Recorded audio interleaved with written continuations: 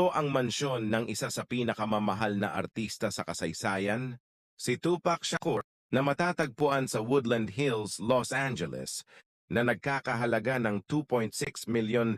Ang Mediterranean-style na bahay ay sumasaklaw sa 5,900 square feet at nagtatampok ng 6 na silid tulugan at 4.5 banyo. Kasama sa master suite ang isang pribadong sala, 3 walk-in closet, at isang eleganteng master bath na may malaking shower at jacuzzi tub. Ipinagmamalaki ng mansion ang maluwag na sala, gourmet kitchen na may walk-in pantry at formal na dining room. Sa labas, makakakita ka ng pool, spa, fire pit, at full outdoor kitchenette bar. Perpekto para sa paglilibang. Kasama rin sa property ang 2 dog, run at isang 2-car garage na may karagdagang paradahan para sa 15 sasakyan.